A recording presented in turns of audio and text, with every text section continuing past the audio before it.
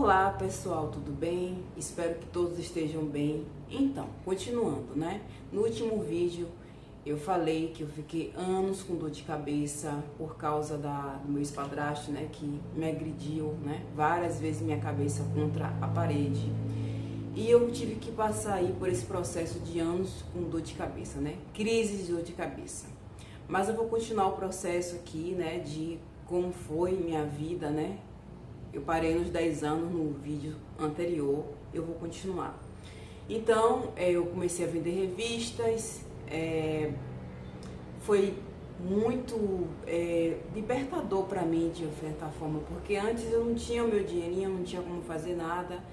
E eu decidi, né, vender revista ali, eu decidi, olha, isso aqui...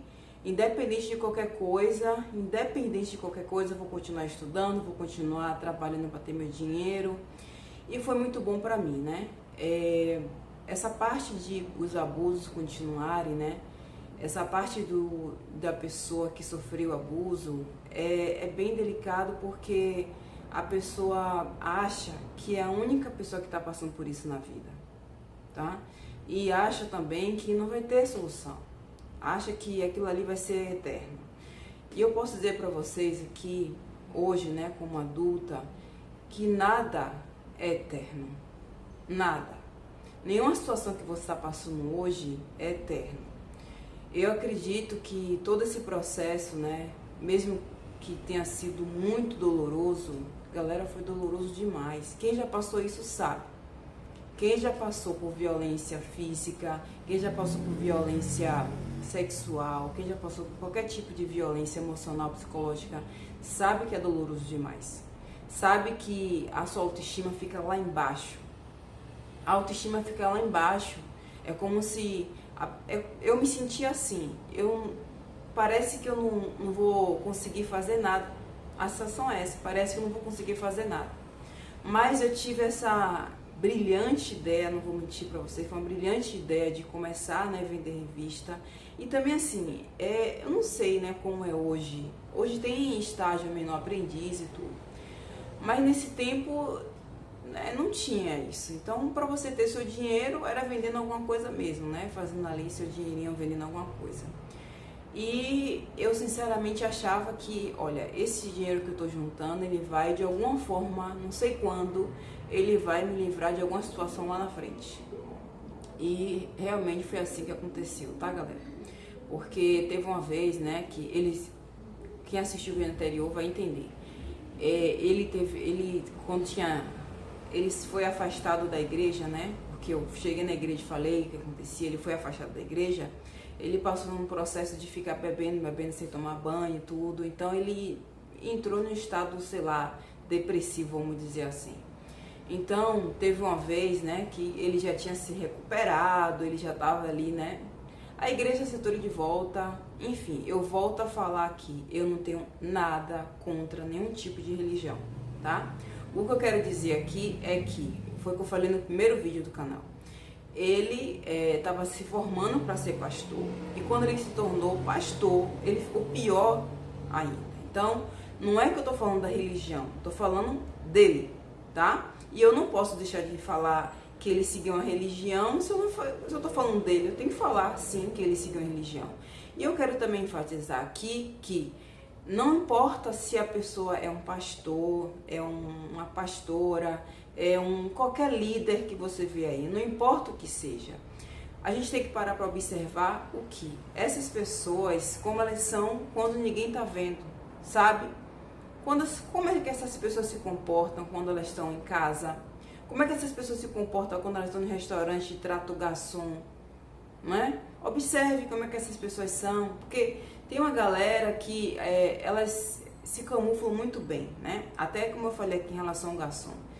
Tem pessoas que elas são, dentro de casa, elas são a pior pessoa que você já viu na vida. Mas na rua ela vai, né, obrigada, e ser aquela pessoa gentil. Mas dentro de casa não tem como esconder quem é. Não tem quem esconder a essência da pessoa. Se a pessoa ela é ruim dentro de casa. A esposa sabe quem é esse homem. Sempre. Sempre. A mãe sabe quem é esse filho. Sempre. É assim. Então, teve um tempo, né, que ele se recuperou e voltou ali a atuar como um pastor. Eu falo atuar, gente, porque, sinceramente, para mim, de pastor, ele só tinha o nome, porque ele atuava, né? Era uma verdadeira atuação de pastor. Então, quando ele voltou a atuar como pastor, que ele voltou ele ia, né? Chegava em casa mais ou menos às 10h30 da noite. Eu não sei se era mais ou menos 10h30 da noite, tá? Mas eu sei que eu voltava bem antes da casa, porque eu tava brincando ali um pouco na rua, voltava correndo para poder chegar em casa antes que ele chegasse. Mas quando ele voltou a atuar, né, como pastor, ele tinha umas crises assim que começou a ficar diferente do como era antes, né? Antes ele chegava e botava a garrafa de cachaça, bebia uma garrafa de cachaça e me agredia. Ele bebia dizendo que ia me agredir, né? Bebia dizendo que ia me agredir, nessa intenção aí. Mas ele continuou fazendo isso com um porém. Ele começou a me olhar com um olhar de... Sabe aquele olhar de uma pessoa que realmente quer destruir uma pessoa? Destruir, tá? Destruir mesmo. E, sinceramente, eu não entendi o porquê uma raiva tão grande dessa pessoa. Tão grande assim. A raiva dele era tão grande que só em eu ver que ele chegou em casa, só em eu ouvir o barulho do portão, né? Um portão de madeira, tá? Era cerca e um portão de madeira. Só eu ouvir o barulho do portão, eu começava a me tremer. Eu não sabia o que ia acontecer naquele dia, mas eu começava a me tremer. Então, ele começou a literalmente fazer assim, ó, você é uma inimiga. Só que ele não verbalizava isso, você é minha inimiga, não. Ele começou a mostrar isso literalmente. E teve um dia, né, que ele me agrediu, ele chegou, bebeu a garrafa de cachaça. Gente, como é que eu não sei como é que a pessoa consegue beber uma garrafa de cachaça inteira, todo dia na garrafa de cachaça, tá? E teve um dia que ele me agrediu, que eu saí da casa, saí do portão, e ele me agrediu na rua, tá? Me agrediu na rua. E ele tirou minha roupa, rasgou minha roupa. Eu fiquei nua na rua. Eu, sinceramente, de coração, eu desejo que esse vídeo, que esse canal, chegue às pessoas que participaram da minha vida nesse processo. Porque muita galera que vai assistir esse vídeo vai achar que eu tô contando uma história para poder viralizar. Galera, não. Eu não preciso fazer isso. Eu não tenho intenção de fazer isso. A minha intenção aqui é mostrar a verdade. É mostrar o que muita gente está passando aí, às escondidas em casa. Bom? Muita gente que está aí sofrendo isso calada, em silêncio, triste, à noite. E de manhã, quando a pessoa vai para a escola ou para o trabalho, não sei, né? Pode alcançar adulto e pode alcançar adolescente, eu não sei. Mas quando a pessoa vai para algum lugar, seja trabalho, escola, faculdade, eu não sei, a pessoa parece que está perdida na vida. A sensação que dá é essa. Então, eu não tenho motivo nenhum de estar inventando isso aqui, tá? E eu, sinceramente, eu sei que o que eu estou fazendo aqui é de coração. E esse vídeo vai chegar a quem participou dessa história, quem teve o desprazer, né, de me ver sofrendo desse jeito. Mas, de alguma forma, todos os envolvidos ali, que eu vou citar aqui agora, incluindo a vizinha, que eu sempre falo dessa vizinha, sabe que eu tô falando a verdade. E esse vídeo vai chegar até essas pessoas vão comentar assim, foi isso mesmo, sabe? Eu sei que esse vídeo vai chegar até essas pessoas. Então, ele me agrediu na rua. Ele estava totalmente descontrolado, Gente, eu não sei se vocês já viram uma pessoa que elas incorporam, né, espíritos aí. Se vocês já viram, ele ficava exatamente assim quando tinha as agressões. Assim, exatamente assim, tá? Era uma possessão nele que ele mudavam, os olhos ficavam grandes, ele ficava com uma força totalmente diferente, proporcional ao do corpo dele, sabe? E ele me agrediu na rua, e aí é que entra uma questão bem importante agora, tá?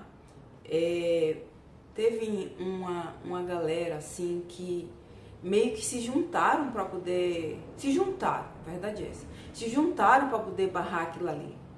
Mas, para ser sincera para vocês, aquilo ali não tinha como acabar se eu não saísse daquela casa, definitivamente, ou se ele saísse daquela casa. E essa galera chegou para ele, segurou ele e falou que aquilo ali tinha que parar. Tinha que parar. E ameaçou ele de certa forma, né? Porque eu nasci, gente, hoje eu moro em outro bairro de onde isso tudo aconteceu, tá? Mas quem nasce em um lugar sabe que todo mundo conhece todo mundo, né? Então, todo mundo via essa vulnerabilidade, essa exposição, todo esse sofrimento que eu passei. Então, chegou uns caras, né, que me viu crescendo, né? E chegou para ele e falou assim, olha, isso aqui tem que parar, não existe isso aqui. Mas ele estava totalmente possesso, ele estava possuído. E ele não tinha essa questão de que os caras falavam com ele que tinha que parar. Não, ele, velho, 5 caras segurando ele e ele estava na força ali. E essas pessoas que chegaram, né, para ele para falar isso, começaram a ameaçar ele. Sabe aquela ameaça, tipo assim, ó, se você não parar com isso, a gente vai ter que te tirar daqui. Começou aí, tá? Eu tinha já 10 anos e um pouco aí. E ele começou a entender que realmente o que ele estava fazendo estava incomodando essa galera, porque assim, gente, pra ser bem sincera, essa galera não queria que a polícia ficasse indo ali direto, tá? E sinceramente eu entendo, né? Cada um no seu. Essa galera não queria que a polícia ficasse indo ali direto. Então, eles começaram a ameaçar mesmo, tá? E foi quando eu respirei um pouco, porque eu falei, pô, tem alguém que realmente está ameaçando ele e ele está entendendo isso, então eu vou, né, de alguma forma isso vai cessar. Gente, mas não cessou totalmente, né? Ele continuava os abusos dentro de casa, tá? Essa agressão que eu sofri na rua, que eu fiquei sem roupa, foi a única agressão que eu sofri na rua, tá? Fora do portão da minha casa, fora. Mas as agressões de dentro de casa continuavam, tá? Só que ele mudava a forma que ele fazia. Ele fazia de um jeito que não escandalizasse tanto, sabe? Muito bem pensado, era tudo bem calculado. Muito bem calculado na mente dele. E o que estava possesso nele também, tá? Muito bem calculado, porque, né? Mas, para vocês terem uma noção de o tanto de trauma que eu fiquei, hoje eu não tenho mais, mas o trauma que eu tinha era tão grande que quando eu ia no banheiro, né? O vaso, como é que eu vou falar? O vaso tá aqui, um banheiro bem pequeno, simples, tá, gente? Era bem simples a casa e o banheiro bem pequeno. E tinha uma parte da porta que ela não encostava totalmente na parede, tá? Não encostava. Então ficava meio que assim, ó. Ele ficava nessa parte aqui que ficava aqui, assim, ó, sobrando aqui, ó, me olhando quando eu ia no banheiro. Então, eu tinha medo de ir fazer minha necessidade no vaso, porque ele ficava olhando dali. Entendeu? Olhando e fazendo movimentos que você já sabe o que é, né? Os movimentos que ele estava fazendo com os órgãos genitais dele. Então, era uma possessão tão grande que até quando eu ia no banheiro, gente, no banheiro eu acho que é o lugar que todo mundo pensa assim, nossa, eu tô aqui e eu tô, né, ninguém tá me vendo. Eu estava no banheiro e ele estava me observando. No banheiro. Eu levei anos de terapia para poder entender que não tinha mais ninguém me olhando, me observando quando eu ia no banheiro fazer xixi. Anos. Então, as agressões ficaram mais silenciosas, tá? As agressões sexuais, como é que eu posso dizer isso aqui, sem YouTube barrar meu vídeo? Como eu disse, né? Eu tava com o meu corpo mudando e eu tive todo o meu corpo violado. E as agressões, sexuais, elas eram de uma forma bem estratégica, tá? E ele começou a ter mais cautela em como ele ia fazer, como ele ia agir. Por quê, gente? Além de eu ir parar no hospital por causa das agressões físicas, como eu falei no último vídeo, né, na minha cabeça, as agressões sexuais também precisou ir parar no hospital. Porque era uma extrema violência e, sinceramente, eu não entendo como é que minha mãe conseguia dormir. Eu não entendo como é que minha mãe estava dormindo e eu sofrendo violência no quarto do lado. Era um quarto de frente para a sala e outro quarto de frente para a cozinha, que dava para o banheiro, que é esse que era o quarto que era meu e de minha irmã. Eu não entendo como é que minha mãe conseguia dormir. Eu não entendo. Mas as agressões, elas ficaram violentas, mas silenciosas, sabe? Assim. Então, ele começou a agir dessa forma, muito mais cauteloso nas agressões. As agressões, na verdade, sexuais sempre foram mais silenciosas, mas era mais de uma forma assim, como é que eu posso dizer? Ele não se importava se ele fazia barulho ou não. Minha mãe estava dormindo, né? Mas ele começou a fazer extremamente silêncio nas agressões, sabe? E ser muito mais violento na questão de pegar no meu pescoço para poder ficar sufocada e não fazer barulho, entende? Por quê? Os vizinhos já tinham falado que ia barrar aquilo ali se ele continuasse. E ele realmente entendeu isso. Então as agressões começaram a ser assim, sabe? Pegar no meu pescoço e apertar meu pescoço para eu ficar quase sem ar, e ali ele fazia a violência sexual. Quanta gente não está passando por isso agora, em silêncio? Quanta mulher, quanta criança, quanto adolescente não está passando por isso agora? Pode ser um tio, pode ser um padrasto, pode ser um pai, pode ser um vizinho. Quantas pessoas não estão passando por isso agora? Gente, olha, eu, quando criança, eu achava que tudo isso não ia ter um fim. Mas quando eu comecei a juntar meu dinheiro, comecei a entender que a qualquer momento, como eu citei aqui no vídeo, né, eu podia precisar, foi justamente nesse momento de que teve um dia que eu sofri uma agressão tão brutal, sexual, que eu saí na rua descalça. Eu peguei o dinheiro que eu tinha debaixo da cama e saí descalça. Simplesmente azoada assim. Eu não sabia que direção ia, eu só saí. Eu simplesmente saí na rua, descalça. Eu não tinha aquela coisa de para onde eu vou, o que é que eu vou comer, não. Eu peguei o dinheiro que eu tinha e saí. Gente. Eu saí, fiquei na rua perambulando, porque eu não queria estar ali. A verdade é essa, eu não queria estar ali. Mas eu era uma criança ainda.